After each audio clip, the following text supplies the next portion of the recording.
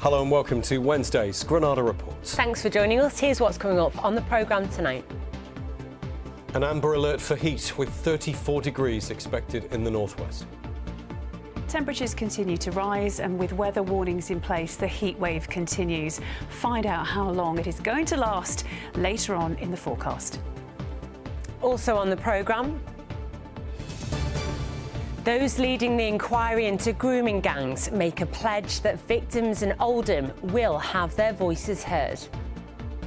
You've got 3 determined women as chair and panel members who are absolutely determined that we shouldn't need an inquiry like this in the future. I'm in Morecambe tonight, where the community's just been briefed on the latest plans for an Eden project for the North, ahead of an exciting groundbreaking ceremony.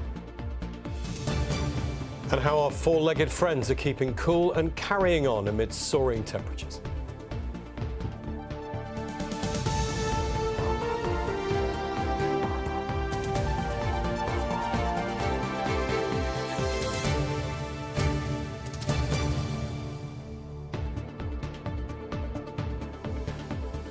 So please do stay with us for all of that. First, though, I'm sure you won't have missed this news. We're in the middle of one heck of a heatwave.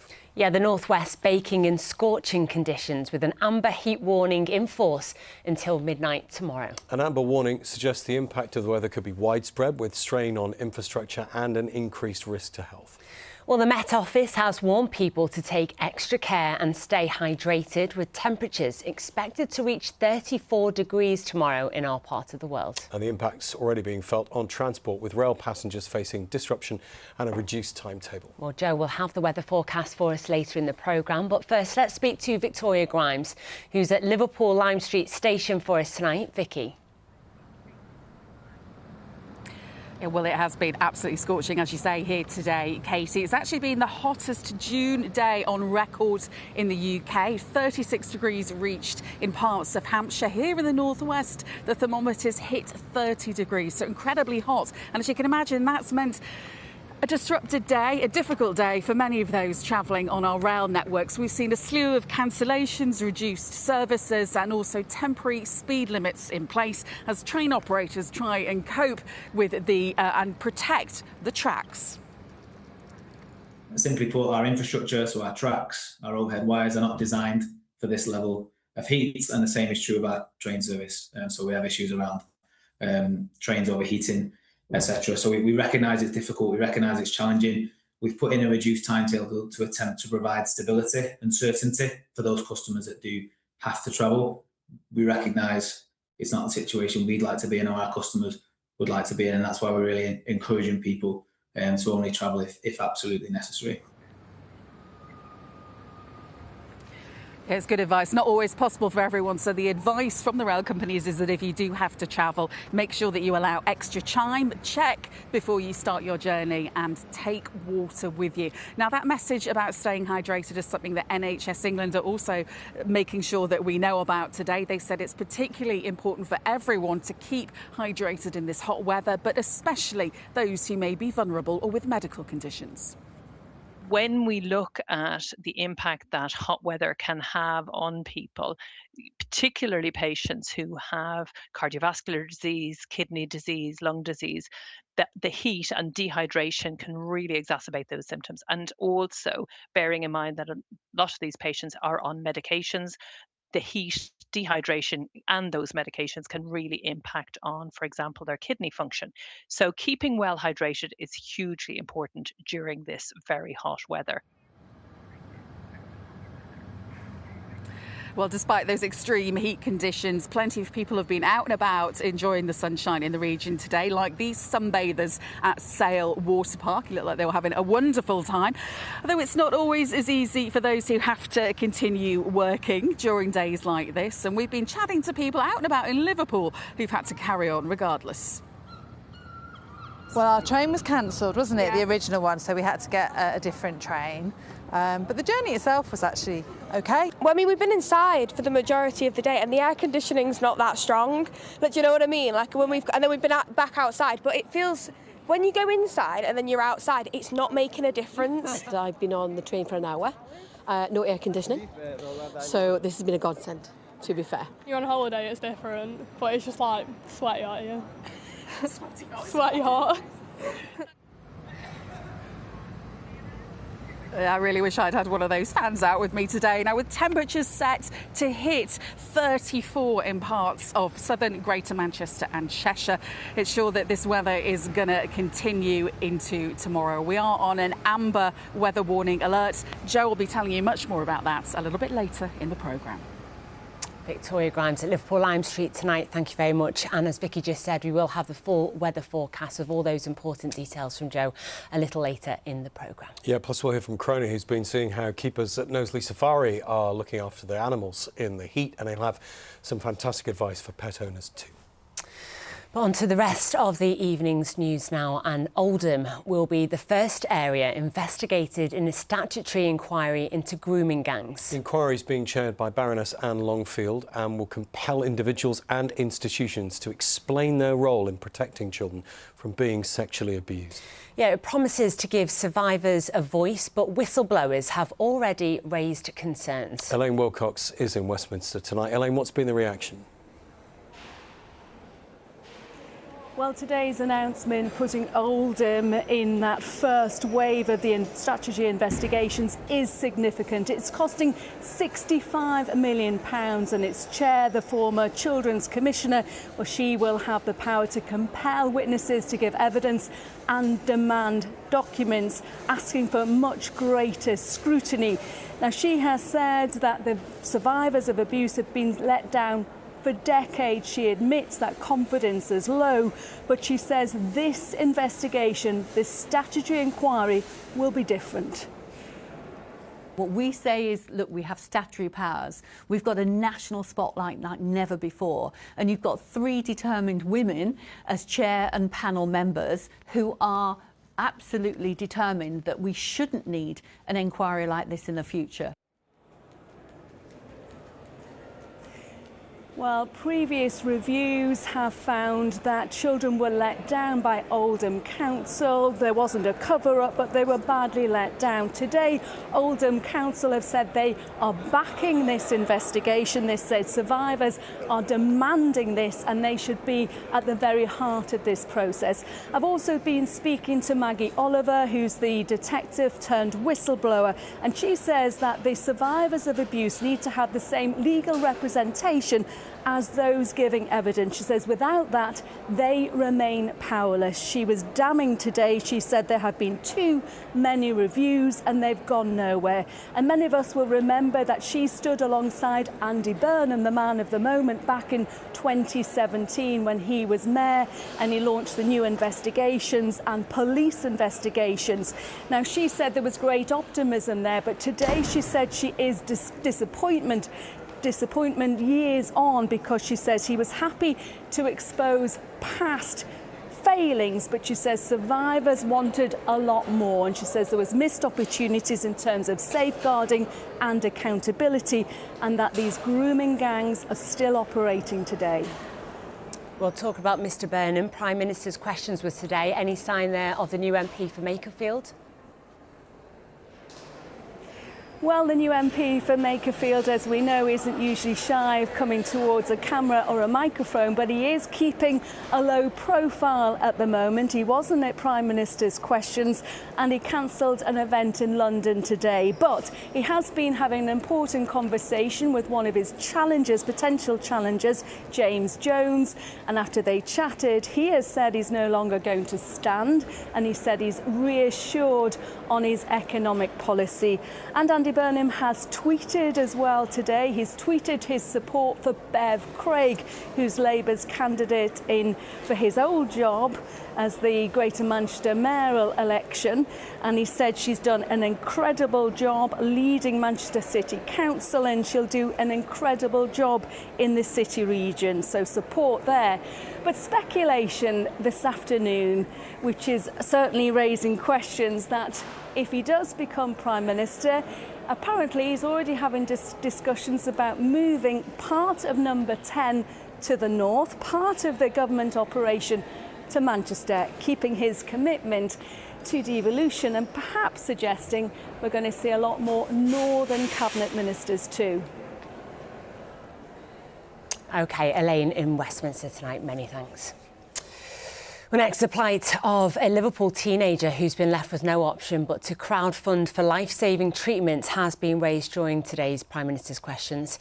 Jake McGregor-Howe, who's 16, has been diagnosed with Friedreich's ataxia, a rare neurodegenerative condition. A new drug shown to slow the disease isn't available on the NHS, and the family are having to raise thousands of pounds for treatment in Germany.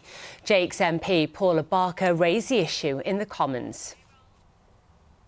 Families should never have to crowdfund for treatment abroad for a life-threatening disease. So will the Prime Minister arrange for me and other colleagues who have constituents with this cruel condition to meet the Health Secretary and discuss a way forward? Minister.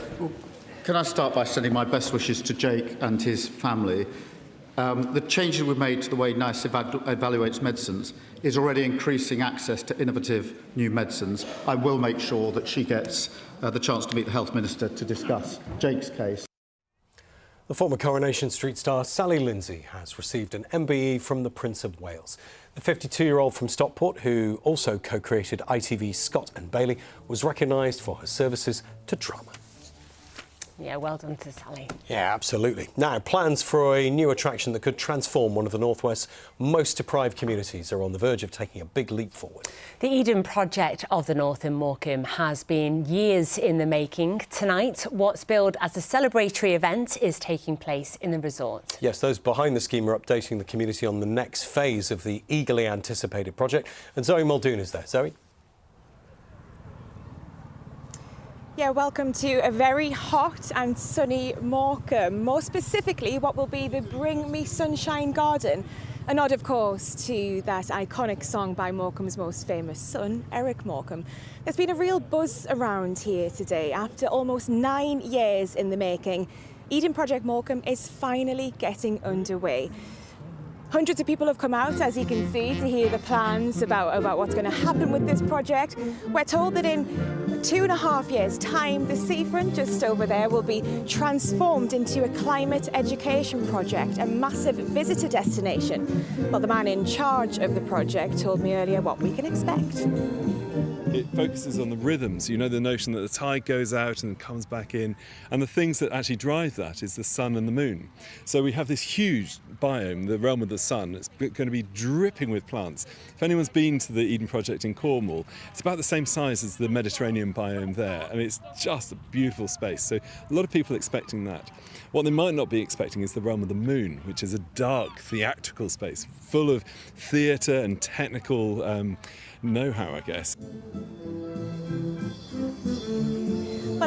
Well, as Andy said there, the project's basically a northern version of the one in Cornwall. Now, that one brings thousands of visitors every year, and since it was created, it's brought billions to the economy there.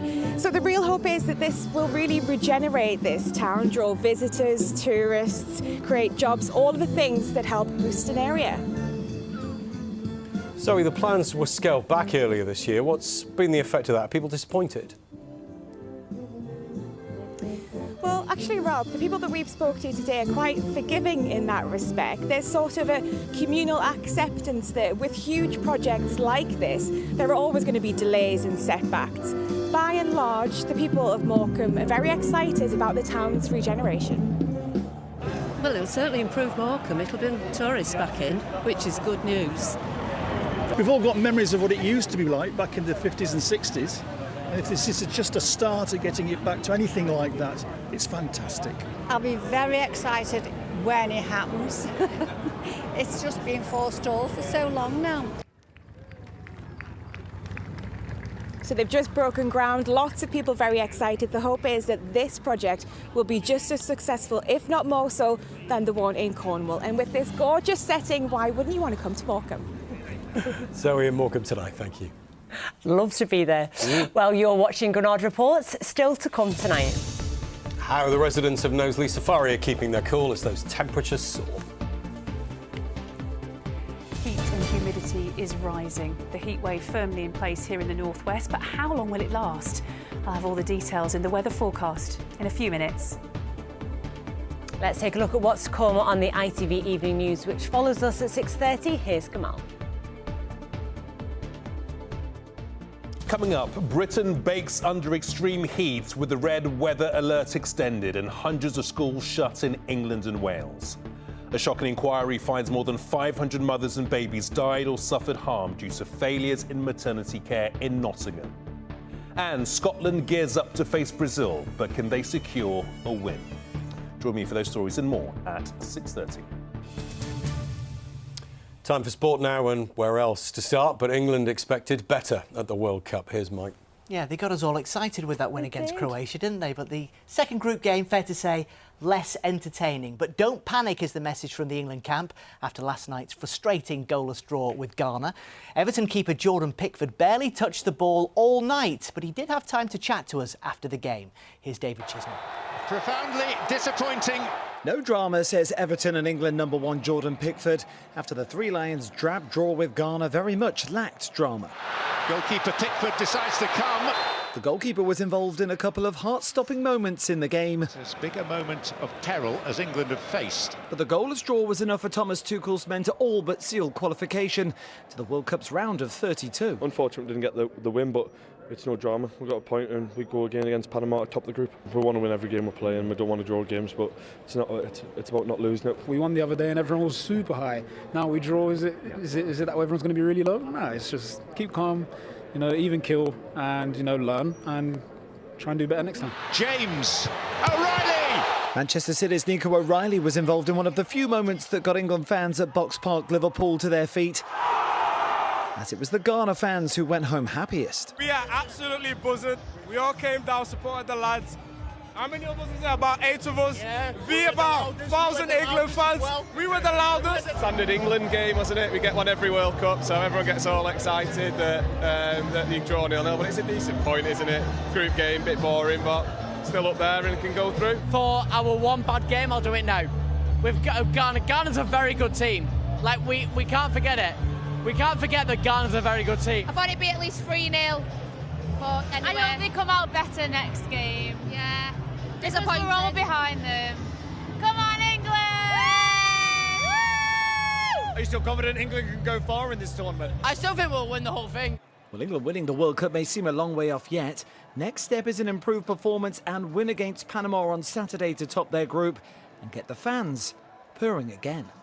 David Chisnell, ITV News. Yeah, don't forget you can see that game against Panama here on ITV1 Saturday night, 10 o'clock kickoff. Now, in other football news, Burnley are now in advanced talks to appoint Craig Bellamy as their new manager. The former Liverpool, Manchester City and Blackburn Rovers player is halfway through a 4-year contract as manager of Wales. But he looks set to head to Turf Moor, where Burnley will play Championship football next season, of course, following their relegation from the top flight. Now, just a few weeks ago, riders were taking on the twists and turns of the mountain course at the Isle of Man TT races. But for one sidecar duo, their racing fortnight was cut short. Manx brothers Ryan and Callum Crowe were involved in a 160-mile-an-hour crash during a qualifying session, an incident so serious it led to the suspension of the whole sidecar class for this year. Well, we are pleased to say both are now out of hospital and have been reflecting on the incident with our Isle of Man reporter, Joshua Stokes. Setting off on what should have been another year of success. Isle of Man brothers Ryan and Callum Crowe, the frontrunners at the Isle of Man TT. But on the approach to an elevated section of the course, riding at 160 miles an hour, their sidecar flipped into the air. Yeah, I remember it going up and seeing the sky, and then I also remember it coming down, landing on me upside down the road, and yeah, and then I remember waking up, talking to him at the side of the road. You know, we had some serious people looking down on us on that day, and we are very, very lucky, two individual people, and at the end of the day, we raced at the Isle of Man TT and we all know the risks, and we just hit one of them risks. While the brothers were lucky to escape with their lives, concern grew for the safety of sidecars, leading to the immediate suspension of the class and an investigation launched. Yeah, I can kind of understand why they've pulled it out and under review. Obviously, when something like that happens out on a track with spectators all stood around and stuff, you've got to take a serious review into, the safety of not only riders, but you've got the medics and you've got the marshals and you've got the spectators, you've got the general public. So it's the Isle of Man TT organisers' decision, and we can't argue with them. At the end of the day, they're the officials, they run the show, and if they don't think we're safe or the outfits aren't safe, then that's up to them. A decision that's not been taken lightly, but one that's left the community fearing for the future of sidecars. What's certain, though, is despite the brothers' injuries, it hasn't deterred them from racing the roads. If my body was allowed me to go out on that bike the next day and I was fit, I'd be back out on that bike the next day. the bike's already away getting repaired, ready to go, so hopefully we'll be back out on that this year and spin some laps and keep sharp. Brothers, born racers, determined to return. Joshua Stokes, ITV News, Derby. Yeah, great to see them out of hospital. Well, another sidecar racer wasn't quite so lucky. Maria Costello, the biggest name in women's TT racing, remains in hospital in Liverpool 4 weeks after a crash on the Isle of Man. She's been left paralysed after the accident. Maria has released a statement today thanking those who treated her at the scene and later in hospital, admitting she is lucky to be here. She says she's been blown away by the generosity of those who've helped raise more than £265,000 for her ongoing care. It was an awful fortnight for sidecar races at the TT. Will the sidecars return next year? We wait to find out. Yeah, obviously we're wishing Ryan, Callum and Maria all the very best. Thanks so much, Mike. Well, finally tonight we're returning to the subject of the heat wave, and of course it's not just humans who have to protect themselves from the effects of the sun. No, it's not. The staff at Knowsley Safari are busy making sure the array of wildlife at the park are able to keep cool and hydrated. Paul Crone spent the day there. 10 a.m. at Knowsley Safari, and it's already 30 degrees, which means hydration breaks actually serve a purpose. It's all about keeping the 700 animals here cool and unstressed. Each species has its own method of coping with the heat, some more drastic than others. Here we have quite a lot of African hoofstock that are designed obviously to be in the heat. So like the rhinos, they'll go and wallow and then they go and bask in the sun most of the day. So they're more suited to the sun than the winter.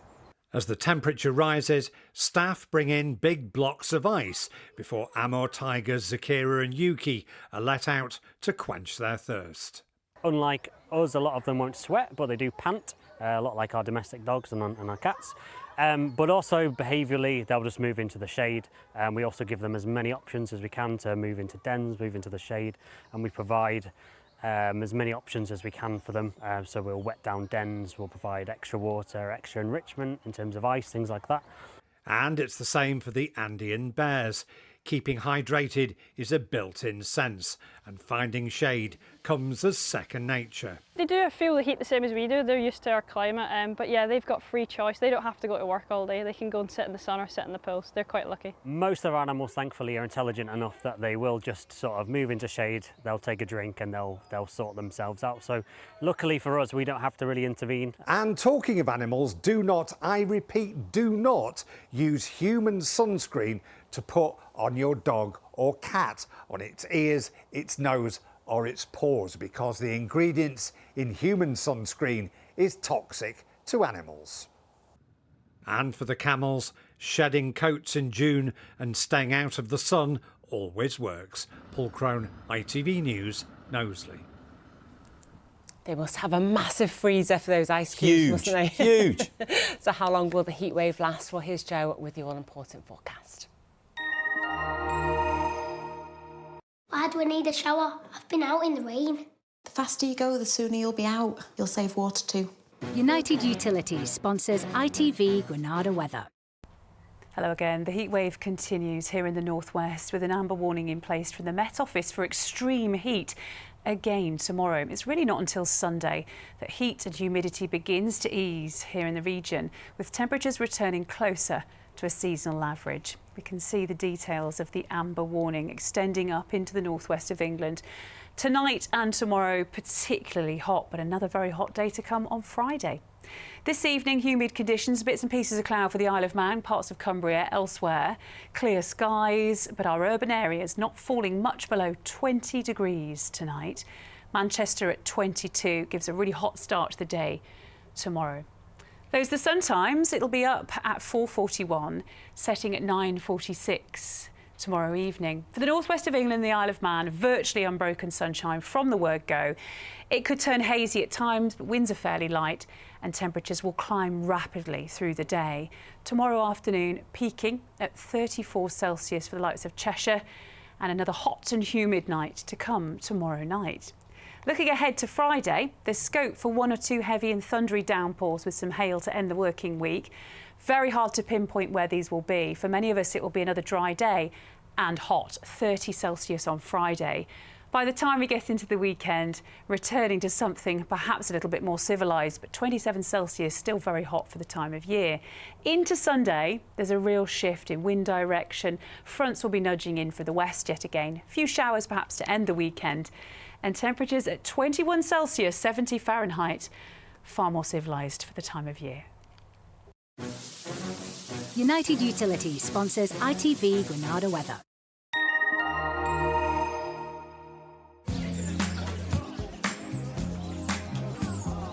Making the most of summer. Piri sponsors ITV pollen count. Hay fever sufferers really noticing the jump in pollen levels. More bad news ahead, I'm afraid. Grass and weed pollen will be very high for the remainder of this week. Thank you, Jo. We so need one of those big ice blocks the animals have got in Knowsley. We certainly do. That's it for tonight. Thank you for watching. Good night. Bye-bye.